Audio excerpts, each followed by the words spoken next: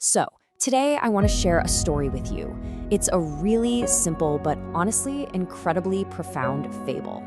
It's an ancient tale about a choice that, well, every single one of us has to face, whether we realize it or not. It's the story of a tortoise, his home, and a single decision that ended up costing him everything. And it all really boils down to this one question. I mean, think about it. We all look for comfort, right? We want what's familiar, what feels safe. But is it possible that can be a bad thing? Could the very thing that makes us feel so secure actually be our biggest risk?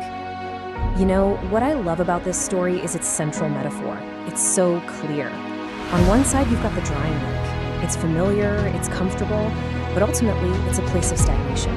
And then, on the other side, there's the flowing river. That represents life, growth, opportunity, everything that comes with change. This is the choice right at the heart of the whole tale. Okay, so let's set the scene for this tale of two waters. Picture this. A long, long time ago, there was this great big natural lake, and it was right next to a mighty flowing river. Now, when the rains came and the water was high, it actually merged together, becoming this one huge interconnected world. But when the water was low, they'd separate into two very different places. Animals have this incredible instinct for things like this, don't they? All the fish, all the other tortoises living in that lake, they could just feel it. Something in the air, in the water. They just knew a drought was coming. They knew their comfortable little home was about to disappear. So, the wise ones, they listened to that gut feeling. They made a choice.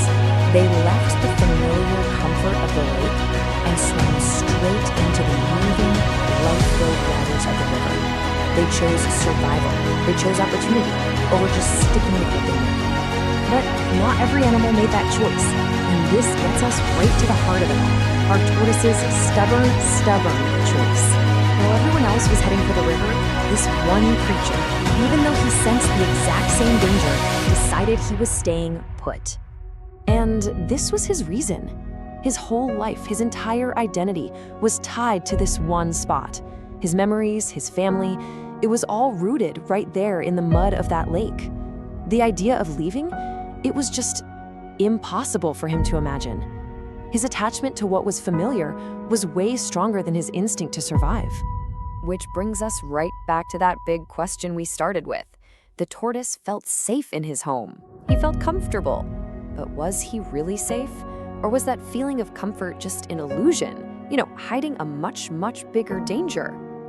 This is the moment this story takes a turn. Because that cherished home, that sanctuary he loved so much, it was about to become a trap.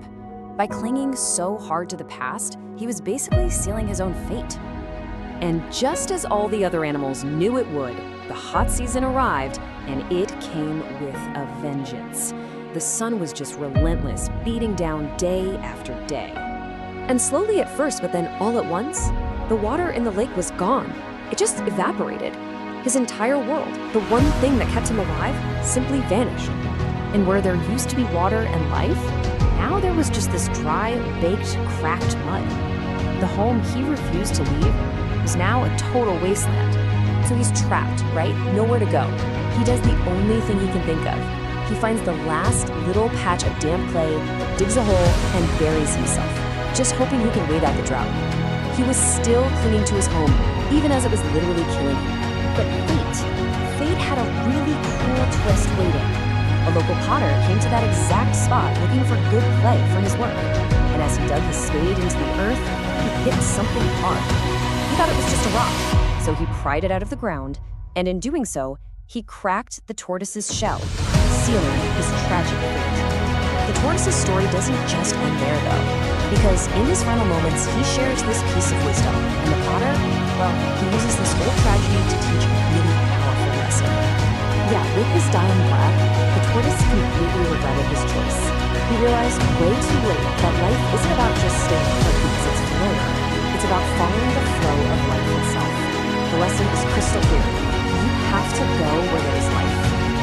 And this is just a brilliant way to illustrate a modern idea we call the comfort zone. The tortoise's lake, that was his comfort zone. It felt safe, predictable, it didn't ask anything of him. But here's the dangerous paradox the fable shows us. A comfort zone isn't really a fortress. It's more like a cage, and its walls are shrinking. By choosing the feeling of safety over the reality of his situation, the tortoise didn't just miss out on the life in the river, he guaranteed his own end. So the potter, who the story tells us was actually a bodhisattva, a kind of enlightened being, he gathers all the villagers. He uses this tragic event to teach a much bigger lesson, one that goes way beyond just physical places. He warns them not to cling to anything as if it's permanent. Your job, your reputation, even your daily routine. Clinging to those things, just like the tortoise clung to his muddy home, is where so much of our suffering comes from. Why? Because life, just like that river, is all about flow and change. And when you try to resist that flow, you're just setting yourself up for pain when the change inevitably comes. Okay, so how do we actually take this ancient story and apply it to our own lives right now? How do we stop ourselves from becoming that tortoise trapped in our own drying lake? Well, here's the bottom line. Staying where it's too comfortable isn't just safe. It's a guarantee that you're going to miss out. That river of life and opportunity, that's where you find the job that actually makes you feel alive, not just the one that's easy. It's where you find relationships that challenge you to be a better person, not just the ones that don't rock the boat. It's where you discover a strength inside yourself you never even knew you had. That is the real cost of staying in a dry lake. And the really good news is, you don't have to make some terrifying giant leap all at once. Finding your river starts with these small, deliberate steps that build on each other. Try a new route to work. Learn one phrase in a new language. Pick up that guitar that's been sitting in the corner. Every time you embrace a small, healthy challenge, you're not just learning something new.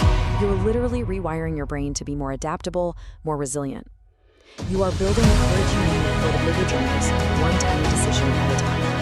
And so, I'll leave you with this final thought to chew on. Take an honest look at your own life, your job, your daily habits, your relationships. Really be honest with yourself. Is your